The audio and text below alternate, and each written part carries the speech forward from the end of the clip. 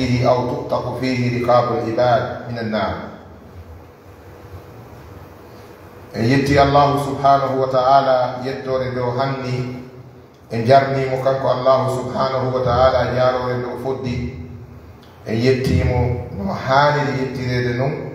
إن جرني مو فدي دنو إن جرني دي إن بركنو دي إن دمكو كانكو الله يرمينو وجود كيفيرو كادنا دو mo yurmede mum heerani gomɗinɓe ɓen tun kala kara faida molanaɗo walla fawaiduji molanaɗi no yalti e firo bismillahi irrahmani irrahim. nafham bi anna allaha tabaraka wa taala fi hadihi dunya yusawi bayna man huwa muslim wa bayna man huwa kafir fi l-in'am. kaaduna ɗo allahu subhanahu wa taala imo fonna hakkunde julɓe e kefero ka nemingol. limadha? lianna hadihi dunya daru fana'i, sabu ɗeɗo galle aduna ko galle lannayde. summiyat dunya dunyan li annaha daniya, ko wi aduna ko tawde aduna ko galle liiƴiɗe hino yande. allahu tabaraka wa taala no wiye wal asr, mi wondiri zamanu, mi wondiri saa'i on. honɗum woni ɗum al asru, wiyen waktu walla wiyen zamanu on, kono asru on tigi tigi ko aduna on. fi hen ɗum allah tabaraka wa taala e himmiriri aduna on ha o wondiri aduna on li anna hadihi dunya tu'asiru l insan, haamay neɗɗo. ko ɗum wi sa'iji aduna ɗin asru, sabu koko haamata neɗɗo mo ɗum hendi hutori wo sa fotti e makko anda e aduna hutori mum. wayra ko kecco dariɗo fewuɗo yet ñande go fotto hara wuddinike. wayramo ñande go kuupiɗi no heewi, ñiiƴe ɗen no selli, fotto ñande go ara ko molfojo kuupiɗi mbomike. wayramo ñande go hari sukundu no ɓawli ɗirum, ñande go fotton hara rawni. wayra o ko wawuɗo cowtade cikko, ñande go fotta e makko ta ko immortoɗo woyi joɗortoɗo woyi. hadi hiya dunia, ko ɗum ɗo wiyete aduna. ñalɗi oɗo aduna no wiya al asru. allah wi inna l insana la fi khusr, kala arɗo ɗo neɗɗanke aduna ɗo ko perdu ɗum, ko hayru ɗum, sina ɗiɗo. illa alladina amanu wa amilu salihat. al imanu wal amalu salihi amrani la yatafarraqani. heɗen andi gomɗingol ngol e gollugol golle moƴƴe, ɗiɗo ɗiɗi ko fiyakuji ɗiɗi jokkodirɗi, ɗi seedata. mo sennidiri iman e golle moƴƴe, o sennidiri ko allah humidiri. kullu mu'min amilu saliha, kala gomɗinɗo ko waɗowo ko moƴƴi. ndaare allahu tabaraka wa taala ka alquran, si haaju makko yani e nulugol, ko homɓe o noddata ko amanu. si haaju makko yani e juulanede, haaju makko yani e wajjinɗinede, haaju makko yani e wotinɗinede, haaju makko yani e horanede, haaju makko yani e hajjanede, haaju makko yani e fawtanede mo miskinɓe ɓen, ko honɓe o wiyata ko ya ayyuha alladina amanu. aduna ta salaniɗoma ka laamu ngun, on nanata laamu ngun no yamira rebel ɓe mum ɓen waɗane leydi hunde kaari ka, sabu rebel ko sannodin ɗum, ko sali ɗum. allah ko ɗum waɗi kankadi haaju makko ala e rebel ɓe makko ɓen. e rebel ɓe allah ɓen ko hefera ɓen. o ñiddini ɓe, o jasini ɓe, ha o wi ko kamɓe woni toño ɓen. wal kafiruna hum zalimun zalamu rabbahum wa kayfa la yazlimuna gayrahum min al ibad. ɓe toñi allah jowma maɓɓe, ko honno ɓe ronkirta toñude bani adama. kefer o toñi allah, o toñiri allah yeddugol allah, ko hatta o toña jiyangel allah ala. ko ɗum waɗi haaju allah, allahu la yubali bil kafir. rabbuna subhanahu wa taala la yubali bil kafir. haaju allah ala e kefero. on nanata ka allah wi ya ayuha alladina kafaru, sina takkidugol ɓe tana. ɗulle kadi fi la yujad, la tujad wala yujad illa fi mawdi'aini min alqur'ani.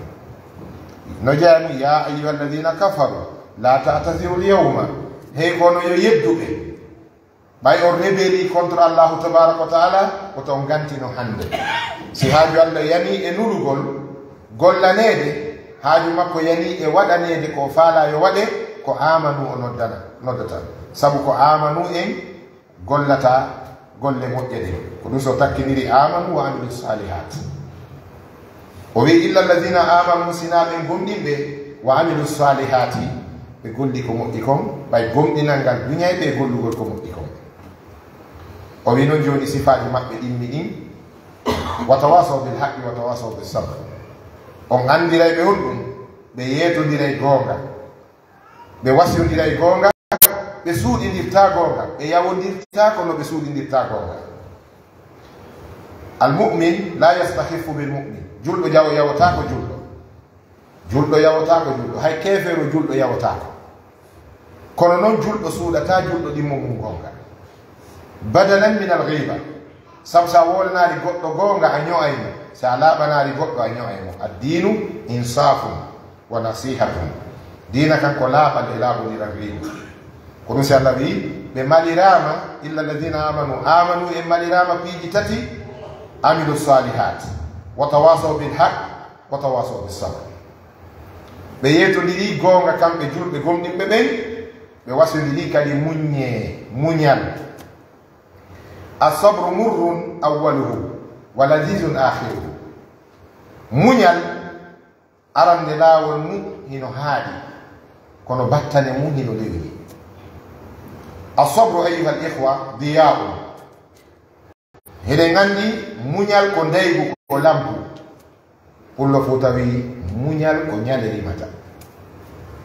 ɗen andi wuro barki si ñale heɓike wuro ngon ko barkirta kongo fiiritta ko ñale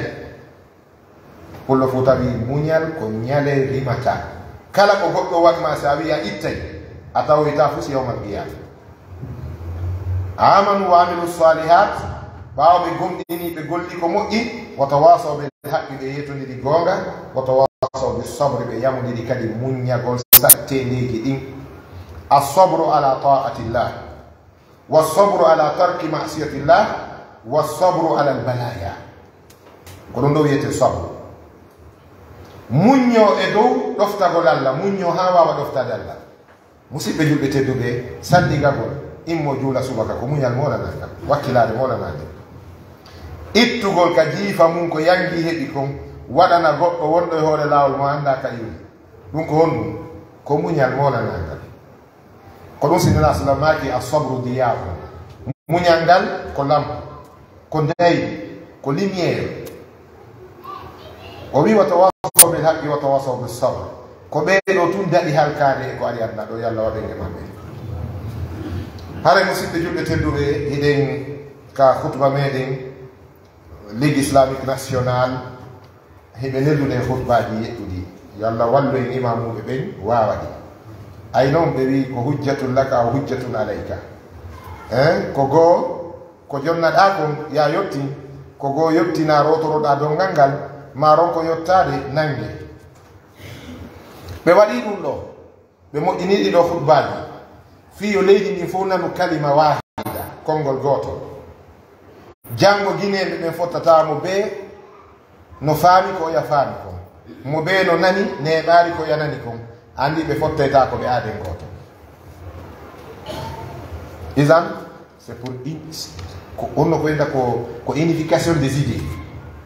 ko fi moɓedirgol idée ji yimɓe ɓen tawa joni janngo samedi guinéen yo julɗo yiduɗo e ɗimmo mum o wohi ɓe nani hunde wotere ɓe jogui faamu goto andi ɓe woni yaaden goto koɗum waɗi ɓe wi yo ɗiɗo hutbaji huɗɓire e nder leydi ndi gande kadi e nafaji hino e muɗum ko woni probléme o lagine so en darni julirde eɗen darde ɓurde on ɗo kakkala o awlitaniɗo ardagol o tawa hay goto susatamo surtout somo andira conke e korte e ko waywa muɗum ɓe naɓe ukketake mum acceɓe ardo sina ɗum e maye joni donc on kala bante yagal e bandi yagal leydi wona ardorede wallahi musidɓe julɓe tedduɓe naka sengo laamu tul lagine mayiri lagine no mayiri ka comportement neɗɗanke yagal peewal nunɗan goonga ɗum hino majjiri yo Allah artiraga ka bangal nunɗal e peewal lande e marɓe ɓe seeɗa walla landoɗo marɓe ɓe relation ji huwodira e yimɓe ɓen walla landoɗo musidɓe meɗen ɓen ka diaspora ko ɓe wona huwede fon ko ɓe wona huwede fon goɗɗo maayi Conakry ɗo ɓay o maayi hewta min mi yewno fatunde nden sabu kotirawo makko ara dara imam o inni haɗa ko hombo ƴetti garanti ñamale makko ɗen koto makko min wonɗo sabu mi yehi fatunde nden mo inni juulen ɗum janni sabi Allah juulen to gite jamama ɓay min arti ka galle gaɗuno ha imam on potti goɗɗo potti ha mawɗo go ka musidal wakkili fure o duwana wattinoya ara ka galle fi jondirgol ɓe wi oɗo hino jogui 40 parcelle ɓiɓɓe lagine ko ñaani ɗimmoɓe makko 40 parcelle nokkeli go noon kaka parcelle ɗiɗi yeyete 400 millions nokkeli go ko 500 millions nokkeli go ko 300 millions si ɗum ɗo woni 40 parcelle ko hombo e musdal ngal wawi teɗanade oɗo nde ɗo ñamade ɓen no wuuri e leydi nin ɗo ɓen ata no wulnatano ena ngu laamu kenɗa sifa ɓen hara no saggini atano ena no enen en heɓari lamɓe kono en heɓari kadi citoyen ɓe na heɓari lamɓe kono en heɓari kadi yimɓe sifa ɓe no woodi sukaɓe puyɓe no woodi memata fus no yongiti ata ɓe saggini ata ɓe yenna ɗon patron jo ka hoɗo ɓe on granjo ɗo mari kalisi kono wallata goɗɗo an ko jiɗu wallirɗama insani yatakaffaf ala nnas yurid an yuqatila faqrahu binnas ko fala haɓirde basal makko ngal ko yimɓe ɓen basal ma ngal wona marɓe ɓen haɓirta ngal ko wakkilare ma ngel kala falaɗo haɓude majjere e basal o immoto daro ndaare américain ɓe ɓen ɓale ɓen amérique ko kefeero kono hino himmi jantagol ko waɗi kon ben Martin Luther King himo e puccu sareti o ari o tawi portojo no jogii donkum o wi portojo on can I give you a lift est ce que mi naɓorto ya wi o wi ok comme on o ƴaƴayi o ari o tawi ɓalejo no dari no rondi dongal o wi can I give you a lift o yawi if you will so tawi ɗa faala o wi ok get on o ƴaƴawi ɓe yehi e nder ko ɓe yata ko tawi portojo joƴƴini dongal ngal ka nde sareti ɓalejo on ka rotiraki ka rondi ɗon o wi ɓalejo on put the load down joƴƴin dongal ngal liga o yawi no if I do that I will disturb the camel simi waɗi ɗum babunkum walla puccumum walla baɗɗateri ni no mi tampinedi dongal ngal tiiɗay accumi rondo ɗo en Martin Luther King o wakkili ɓe ha ɓe hewti o wali miijitaɗo o wali wullude o wiya ɓale siwa marsude ɓay ɓalejo on anda dongal ngal ka hoore mum ko dongal ko rondimo kon jonnon misal ko fi hen ɗum goɗɗo yaltirta fi manifestagol colère contre laamu o fotta e pauvre citoyen jo on no iwde ɗaɓɓugol dépense o jatta téléphone on ɗo on walla o fusa parabrise o ɗo oɗo ko laamu ngo ittimoni ka ko miskino o gandi oɗo hewtanari taw wandugol hiɗi weeti ka o waɗa ɗum ka sina ɗum na on mo agresse ɗon wona on joganimo retard lagine o wona o donc a ko jikku ɓale on noon ɓale ko yallah ɓeydo e wallude o gelke falanoɓe laamu ɓe faalaɓe hettugol laamu ɓe lagine ɗo konto ɓe kaka paleɓe taw laami ɗon ka est ce que kaka hoore kare fof ka goudron ji ɗo ɓe habbi laamu laamu ittota ko e hoore laawol mo wi ittay laamu e hoore laawol ko ɓittinangol ɓiɓɓe ɗe ndin o faala wallahi wona soutenugol kaari Paul ma Pierre mais c'est pas comme ça siɗa manifestade a fotti e miskino wimo feƴƴu on noon hara artari ɗo kadi ɗon holli hiɗa seytini kono jonnan ko jogiɗa ko e ɗum ɗon an kadi a toña woni zulimta wa taslim hiɗa toña hiɗa toñude si Allah moɓidiri ɗum noon fof hiɗa toña hiɗa toñude idan lewru suuma yendu no arde inchallah ko ɗum woni kadir khutba ga allahu tabaraka wa taala wiye ya ayuha alladina amanu kutiba alaykum siyam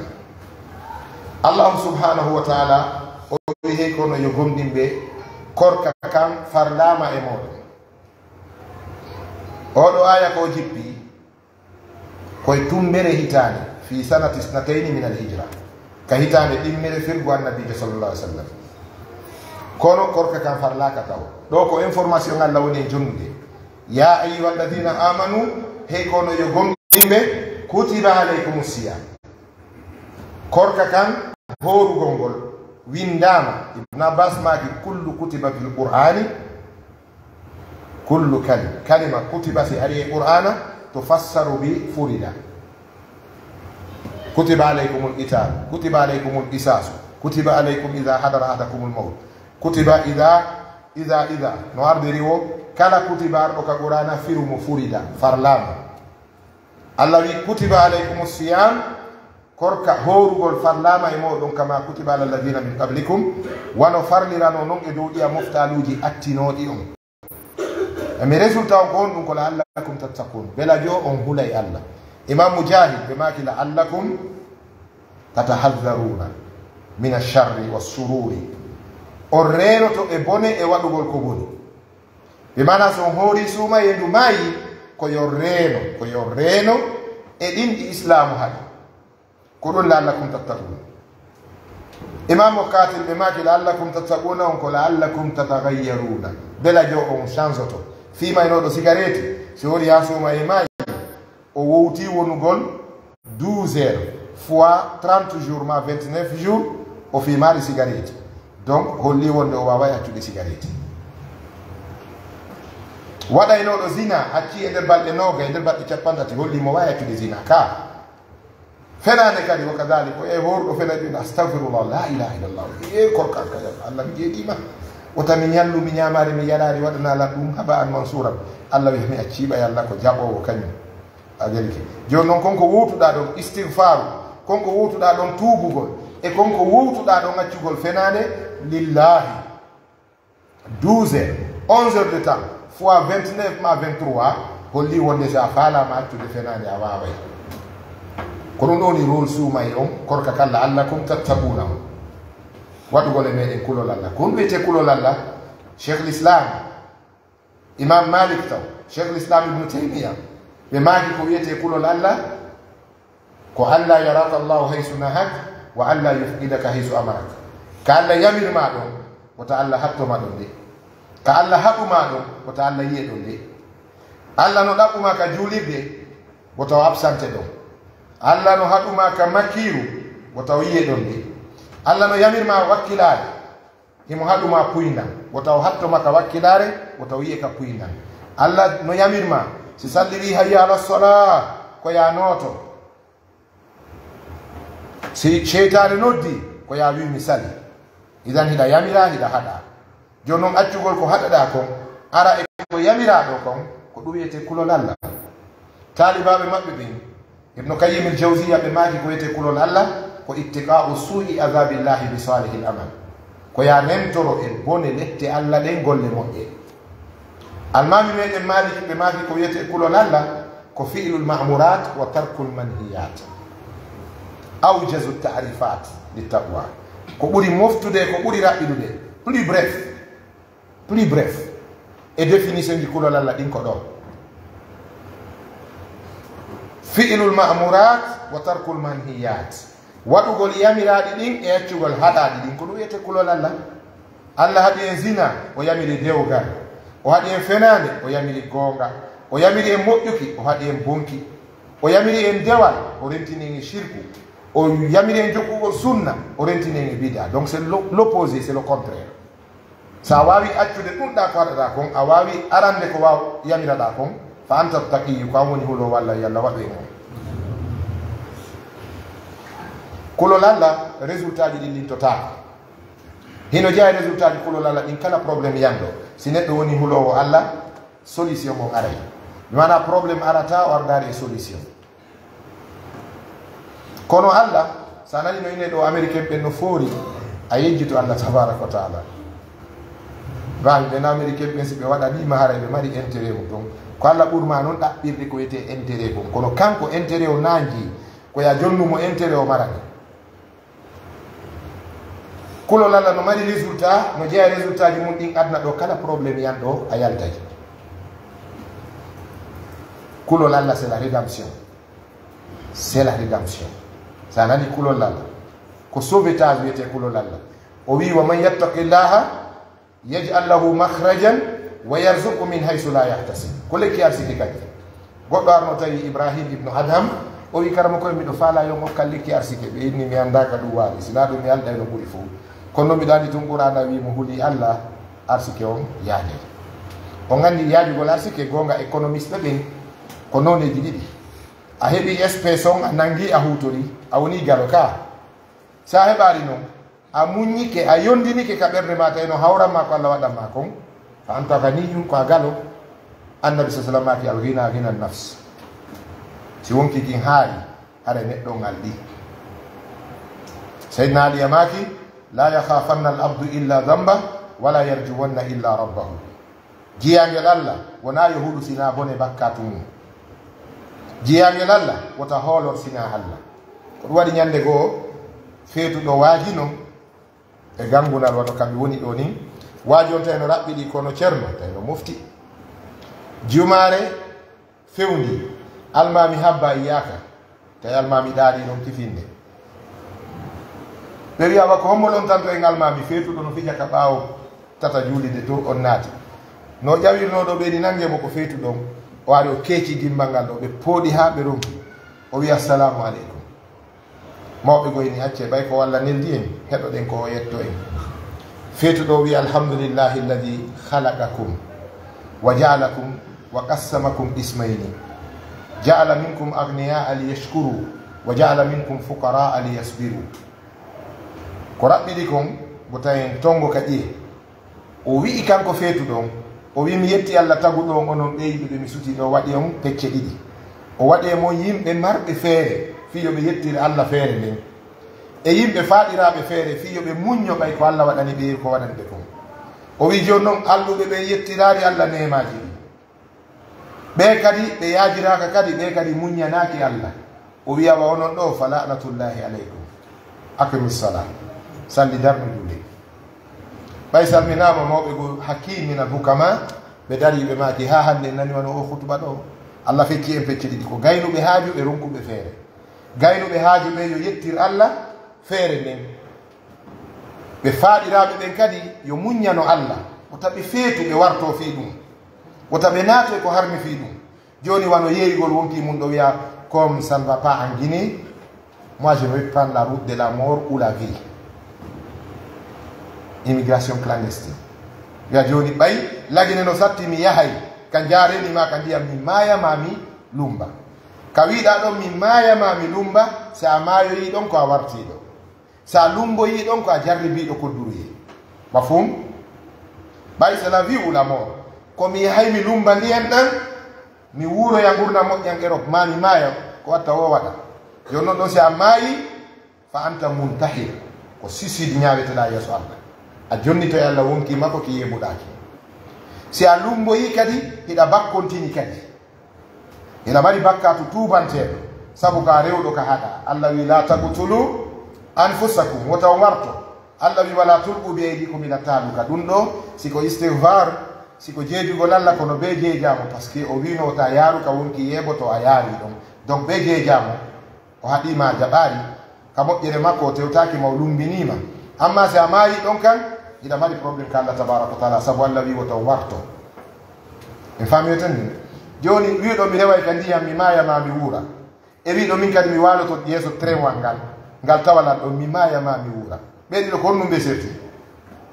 ani ñande goo mi yewtuno ɗo sukaɓe goo interview miɗo voyage ɗon tawi ka aéroport ɓe waɗi caméra hoy koye ni daka ɓe jogui page ka Facebook ɓe usage ko ɗum wiɗon fi immigration clandestine mini bref si on tigi lumboyi himo yeddi Allah ko yo tuubo toro Allah yaafuyi Allah no winoto yaaruɗo si o maari ton o jonnito Allah wonki kimba Allah wiyota warto goɗɗo goo mi annda siko noon o yaari Europe himo waajo kam kadi wonde goo o wi nde kan haala ko haala feetere on faami min niawa ella min komi yewtiri ko fi Allah mi ɗaɓɓa kadi yo goɗɗo welto ko Allah welto mi ɗaɓɓi man tala rida nas baqiya bila ridahum aɗa anndi karamakojo mawɗo wino ɓiɗɗo mum o wi baba ko honno min e yimɓe ɓe min way ka leydi ɗo o yawi e baba woɓɓe no ka leydi ɗo ɓeno aybina on trop ɓe makko eni fof wawata weltorɗe lan o wi baba min sago am fof wowlay on ko moƴƴi yiɗa on hay goto ɗurota kon ɓe makko eni kuma babu men no ɗo bref no raɓɓiɗira o wi babu men kono ɗo ɓe makko eni addi kumma jinnen ka makiti ka fof fottata ɗum babe makko adi ko mo wi ƴaw o ƴeewi tum be makko jogii ɓoggol ngol woni babe mo ko min ɗo atom be makko wi mayn tum ɓaawo ɓe yewti ka luumo ma yimɓe ɓe ini pay ɗum huɗa ko waɗi ɗo hiɗum waɗɗi be makko no seppa be makko ini anani janngo ɓe arti be makko ini hannde noon ko min waɗɗoto an seppa ɓe rewi ka luumo jama o inni o mawɗo yurmetake ndaari himo waɗɗi ɓiɗɗo makko no seppa ɗon jalu musidɓe tedduɓe jaletake nder khutba o geliki bon janngo kadi ɓe makko ini amayi joni hannde hay goto e min ta waɗɗo oya woni yeeso oya woni ɓaawo no sogga o yano pooɗa ɓe ari ɓe rewi ka luumo jama o inni huɗaɓe waɗi ɗo kon no soodi babba naafi ko waɗɗe ɓe makko ini anani janngo mum ɓe makko ini a joni ko solution goto heddorde fiyo jama o welto koye rondo babba mban rewen ka luumo ay ɗum wini hannde noon ɓe wara hen se waɗi goto waɗɗike woni probléme e ɗiɗo e waɗɗike woni probléme e seppi e ɗiɗo woni probléme se rondi keɓa ɓe piya hen ɓen makko ini isan la salamata min alsinati nnas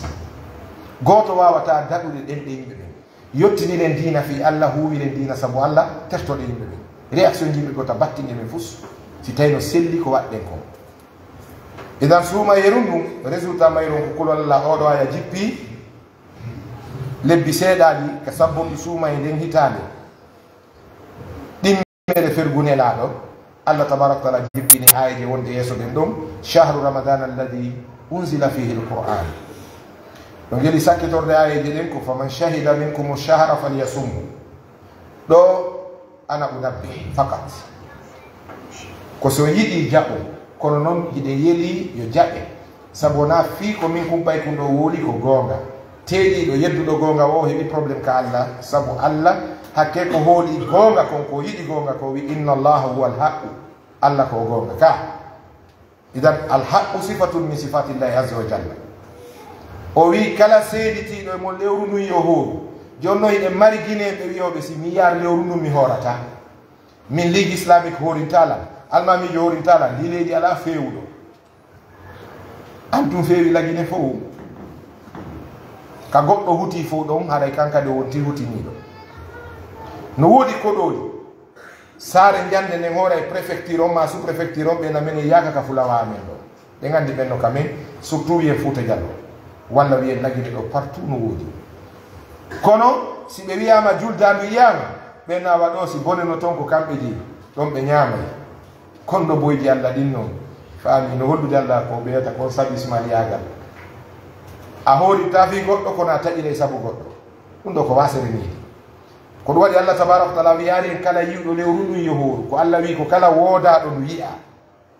fiye ittu ka haqqillaji men sattere feere allah wi kala woodaɗo lewru ndu yiya yo hooru est ce que ko fof yiyata daroɗɗe lewru si tawino ko yiwgol lewru ndun woni charti hoorugol bumɓe ɓen hooratano on faami eɓe faalaka yiide ɓen ɗo woodi ɓe hollata men walla mi yarde wara yiɗi kader gite ɗo ɓen mi yarde ɓeɗo Allah wi ko yuɗo o wawa ɓen haray ko nde mi yii o a faami Allah wi si a woodama ɗum yi'ama haray ko ya hoo ko oɗo aya woni dalil tafridu siyami ramadan ka hitande ɗimmere fergu nelaɗo hoori suumayeji jeenayi Allah tabaraka taala itti ɓe aduna yo Allah tawnen أقول قولي هذا وأستغفر الله لكم.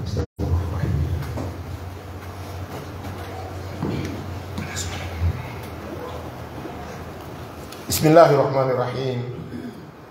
الحمد لله رب العالمين وصلى الله وسلم على المبعوث رحمة للعالمين أشهد أن لا إله إلا الله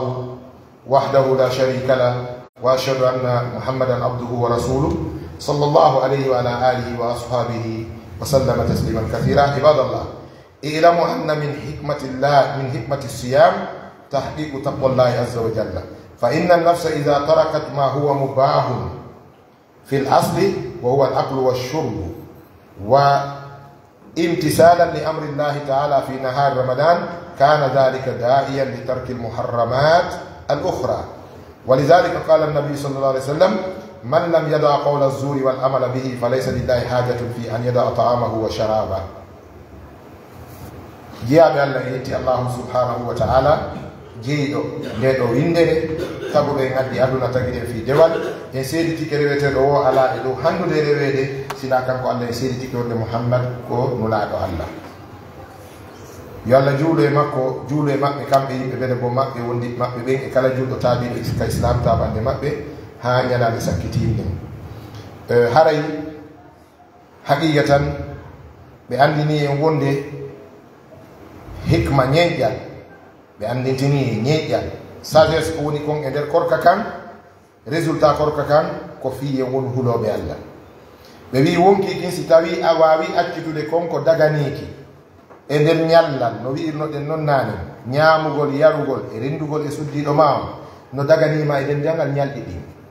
si tawi mo wondi e laaɓal kanko suddiɗo sinara mo wondi e ella sonnama no daganima ñalormaji ɗen fof suuma e ari wiwata min a wawi accitde saabu Allah ko daganinoma kon e nder lewru holli wonde kala ko harmi kon hiɗa wawi accitude tertagol ñamugol e yarugol ko dagani en ko e rendugol e sonnaɓe men ɓen kon si wawi accude ɗon 29 jours walla 30 jours holli wonde drogue mbere en cigarette e wujjugol e shirkugol e ko waywa mum hiɗen wawi accitude saabu accitugol ko daganima ko wowuɗa kon ɓuuri sattude e accitugol ko bonanma kon puisque bakkatuji ɗin ko wonɗe yeddide Allah kon Allah ala intérêt si en acciti yeddugol Allah ala intérêt si en rewimo ɓeydatamo fus e hadisul qudusi Allahu tabaraka wa taala wi law anna awwalakum wa akhirakum wa jinnakum wa insakum ijtama'tum ala atqa qalbi rajulin minkum ma zada dhalika bil mulki shay'a Allah wi si tawi jinna mon e yimɓe mon sakkitiɓe mon e sakkitiɓe mon adiɓe e sakkitiɓe on fof woni yaade goto ɓurowo hulde Allah wona seydina Aboubacre radiallahu anhu on waɗi wa Aboubacre on fof e moɗon on ɓeydata laamu Allah ma on waywa annaba ɓen e moƴƴuki on ɓeydata Allah o wi si adiɓe mon e sakkitiɓe mon jinna yimɓe moɗon fof woni yaade ɓurɗo bonde ka iblis on yeddi Allah ɗum ɗuytata laamu Allah mum fus ka piyangol e misal fino naniren o wi ko ɗuytoton Allah kon no waywa ƴettuɗo meselal yehi ka bahru wino ƴowgude ndiyam ƴowgira meselal si tawi a wawi ɗuytude bahru on ko yeddoton Allah kon no ɗuyta laamu Allah mum idan si ere wi Allah ko enen jeeyi si en yeddimo kadi ko enen jeeyi qur'ana lannino haala kan man amila salihan fali nafsihi wa man asa'a fa alayha idan haray koye wakkilo suumaye noon no ekkintini en neɗɗanke yaagal hindu arda yo Allah tawno du janna en goo wakkilanagol dewal argol juula futuro hunto juula futuro yaha kadi ara naafa darɗe 13 nokkeli goo nogay e goo nokkeli goo jeenayi nokkeli goo wontum hadis nene Aisha radiallahu taala anha ɓe maaki ko naafete ko fof e suuma e ko ɓuri sellude ko darɗe 10 e gooɗen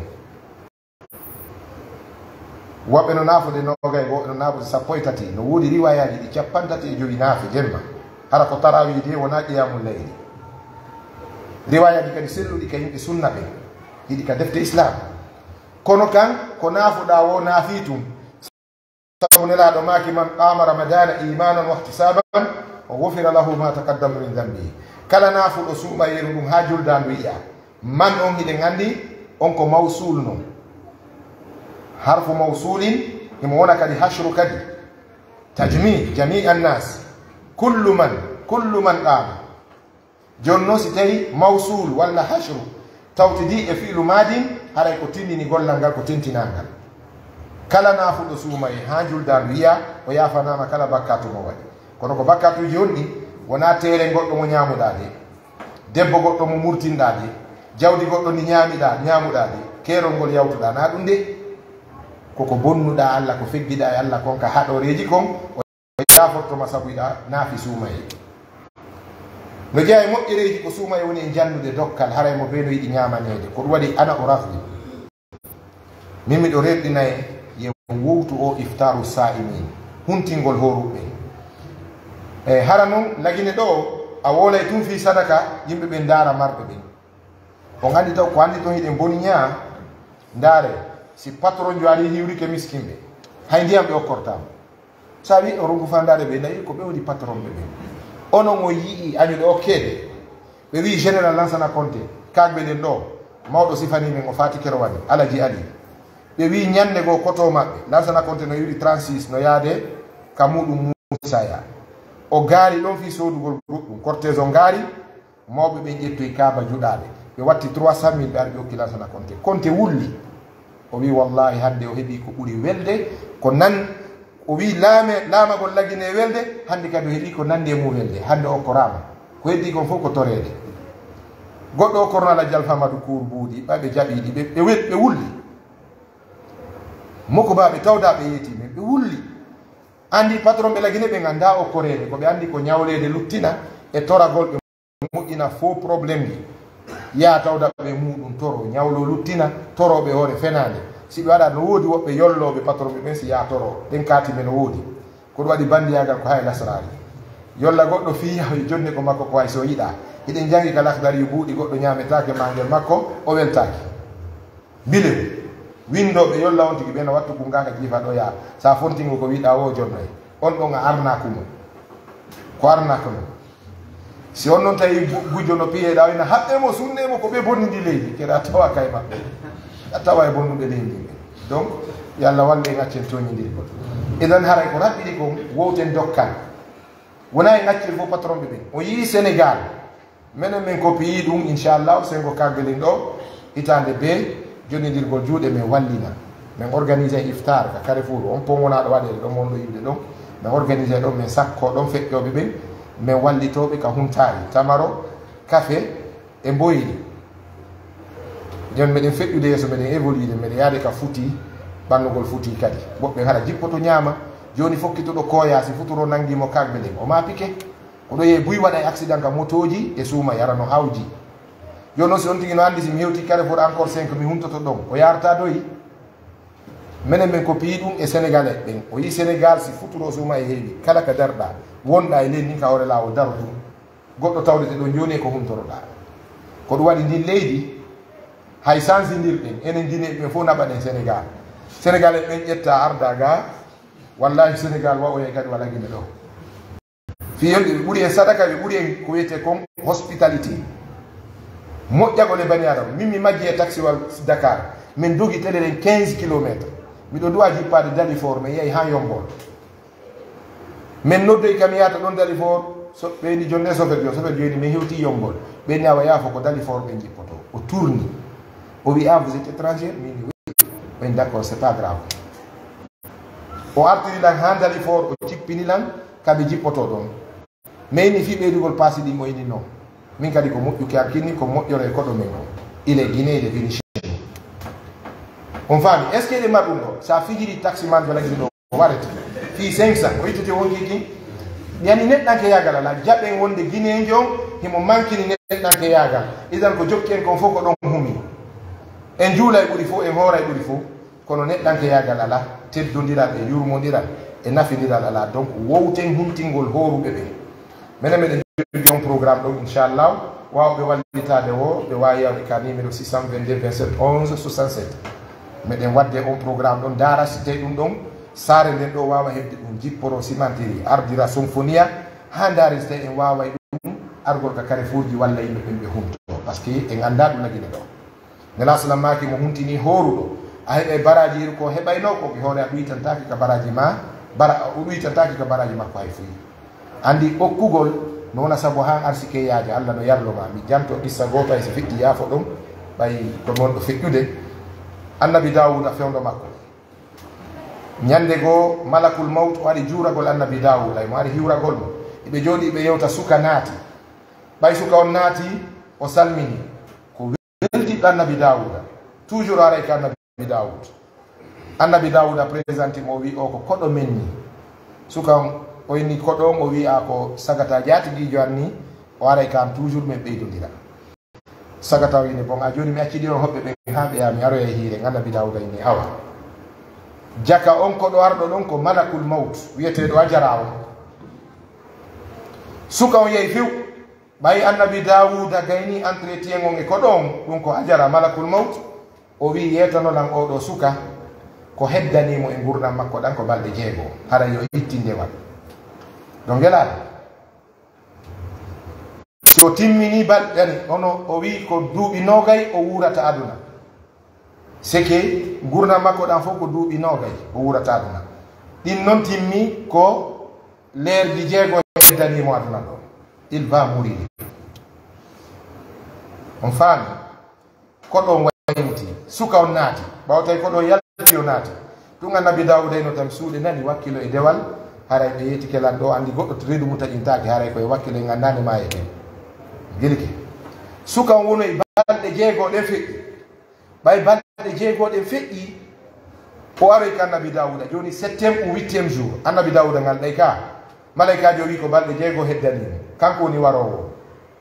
alladi wukkila bikum suka o ngartoyi après 8e jour on annabi Dawuda ngal o wi baba ene biwɗa kamɗo feƴƴi balɗe jeego ini hannde ko balɗe jeetati annabi Dawuda o gini malaika le fenata ka malaikajo falji o e malaika faljata o wiya gasi joni yeehi tum malaikajo yalti suka o mucci tum malaikajo yalti o wi malakul mawti yaahode o suka mo winoɗa ɗo no heddanimo balɗe jeego hannde waɗi balɗe jeetati o mayari malaika watti faljude a jarayni mi falja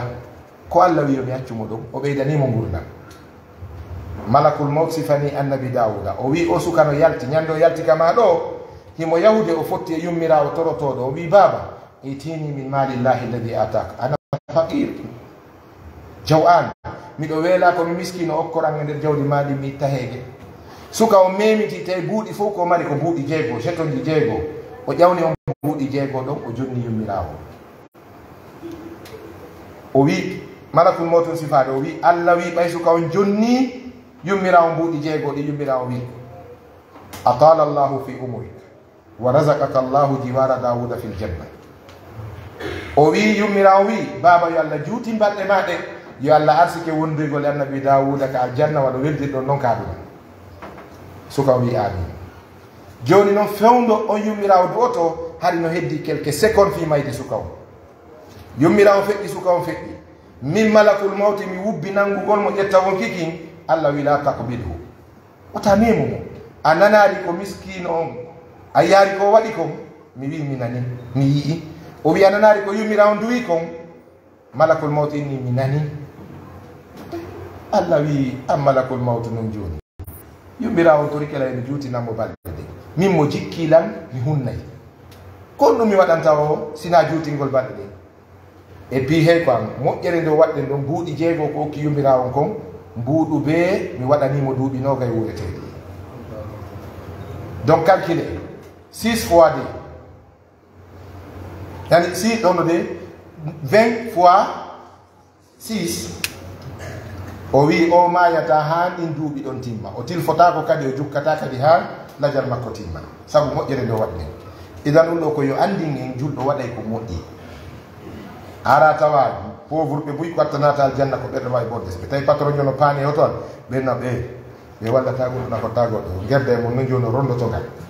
si ɓe ari ɓe tawi patron no maapi ɓenna ɓe on wallata goɗɗo si patron kadi tawi miskino ena koyi sa woni hokkirgol koyi koye ñamete ko fonkoye ni idan ko ɗum waɗi hay goto ala wadde ko moƴƴi kulol conséquence ji ɗin on yaafoto ko feƴƴiti ko yaddi sabi Allah aqulu qawli hada wa astaghfirullah li wa lakum استغفروه هو الغفور الرحيم ربنا آتنا في الدنيا حسنة وفي الآخرة حسنة وقنا عذاب النار ربنا أتمم لنا نورنا واغفر لنا ذنوبنا وكفر عنا سيئاتنا وتوفنا مع الأبرار اللهم أرنا الحق حقا وارزقنا اتباعه وأرنا الباطل باطلا وارزقنا اجتنابه برحمتك يا أرحم الراحمين يلا أتنا من إذن transition Allah yo transition o feƴƴu jam yo Allah dande en o feƴƴinorde en Allah yo transition feƴƴu kida lagine bone yo Allah tabarak taala wowinde ɓiɓɓe leydi ɓiɓɓe leydi yo Allah suɓano en e moƴƴuɓe ɓiɓɓe lagine nafoɓe lagine yurminowo en hersoɓe ferireɓe sifa ko woɗɗona ferirede kon feeɗo ɗo ardagol leydi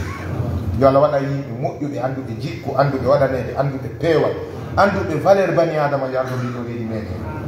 أقول قولي هذا وأستغفر الله لي ولكم اللهم صل على محمد وعلى آل محمد كما صليت على إبراهيم وعلى آل إبراهيم وبارك على محمد وعلى آل محمد كما باركت على إبراهيم وعلى آل إبراهيم إنك حميد مجيد أقم